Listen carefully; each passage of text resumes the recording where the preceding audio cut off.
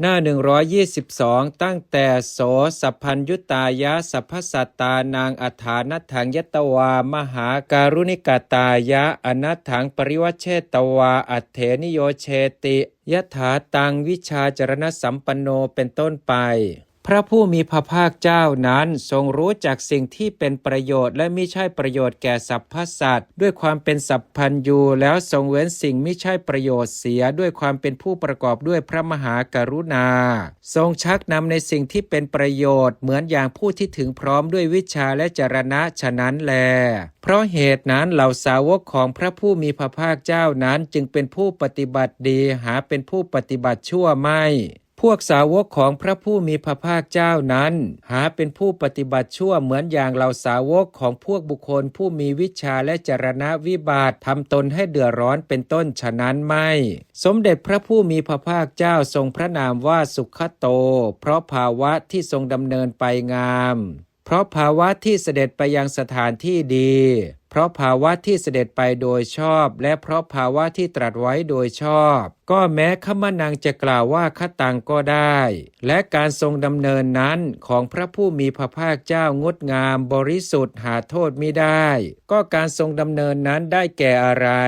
ได้แก่ทางอันประเสริฐก็พระผู้มีพระภาคเจ้าพระองค์นั้นเสด็จไปได้อย่างทิศอันเกษมไม่ขัดข้องด้วยการเสด็จไปนั้นเพราะเหตุนั้นจึงทรงพระนามว่าสุขโตเพราะภาวะที่ทรงดำเนินไปงามอันหนึ่งพระองค์เสด็จไปยังสถานที่ดีคืออมตะนิพพานเพราะฉะนั้นจึงทรงพระนามว่าสุขโตแม้เพราะเสด็จไปยังสถานที่ดีอันหนึ่งพระองค์เสด็จไปโดยชอบเพราะเหตุฉะนั้นจึงทรงพระนามว่าสุขโต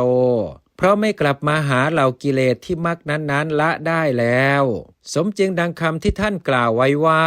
พระองค์ทรงพระนามว่าสุขโตเพราะอาจว่าไม่กลับมาไม่คืนมาไม่หวนกลับมาหาเหล่ากิเลสที่โสดาปฏิมรรคละได้แล้วละพระองค์ทรงพระนามว่าสุขโตเพราะอาจว่าไม่กลับมาไม่คืนมาไม่หวนกลับมาหาเหล่ากิเลสที่อรหัตตมรรคละได้แล้วอีกประการหนึ่งพระองค์เสด็จไปโดยชอบคือเสด็จไปทรงกระทำประโยชน์เกื้อกูลและความสุขแก่โลกทั้งหมดอย่างเดียวด้วยการปฏิบัติชอบที่ทรงบำเพ็ญมาด้วยอำนาจพระบารมี30ทัศกำหนดจำเดิมตั้งแต่แทบพระบาทของพระพุทธทีปังกรจนถึงควงไม้โพและไม่เสด็จเข้าไปใกล้ส่วนสุดเหล่านี้คือเรื่องเที่ยงเรื่องขาดศูนย์ความสุขในกามความทำตนให้ลำบากเพราะเหตุนั้นจึงทรงพระนามว่าสุขโตแม้เพราะเสด็จไปโดยชอบอันหนึ่งพระผู้มีพระภาคเจ้าพระองค์นั้นตรัสไว้โดยชอบคือตรัสพระวาจาที่ควรในฐานะที่ควรเท่านั้นเพราะเหตุนั้นจึงทรงพระนามว่าสุขโตแม้เพราะตรัสโดยชอบในข้อนั้นมีพระสูตรเป็นเครื่องสาธกดังต่อไปนี้พระตถาคตทรงรู้วาจาใดไม่จริงไม่แท้ไม่เป็นประโยชน์และวาจานั้นไม่เป็นที่รักไม่เป็นที่ชอบใจของคนพวกอื่นพระตถาคตย่อมไม่ตรัสพระวาจานั้น